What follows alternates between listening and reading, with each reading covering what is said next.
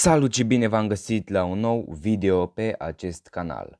Înainte de a începe clipul, nu uitați să apăsați pe butonul de like. Astăzi o să vă prezint niște informații de pe live-ul de ieri, de la Brawl Stars finala din mai.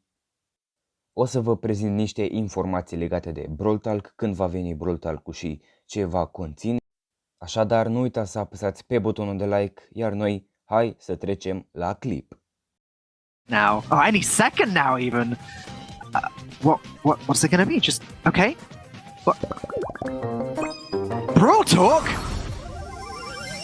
May 9th. Oh my goodness, that is so exciting! Woody, Ark, what do you make of this? Deci, da băieți, astea au fost și momentele de pe live, momentele surpriză să zicem așa, pentru că s-au întâmplat pe la sfârșitul live-ului, s-au întâmplat pe la jumătate aproape de sfârșit. Deci da băieți, acum știți data oficială a Brawl Talk-ului. Brawl Talk-ul va veni pe 9 mai, iar pe 13 sau 14 va veni și update-ul. Nu uitați să apăsați pe butonul de like. Cu voi astăzi a fost Ovidiu. Mulțumesc pentru vizionare, iar noi ne vom revedea ca de obicei la următorul video. Ciao!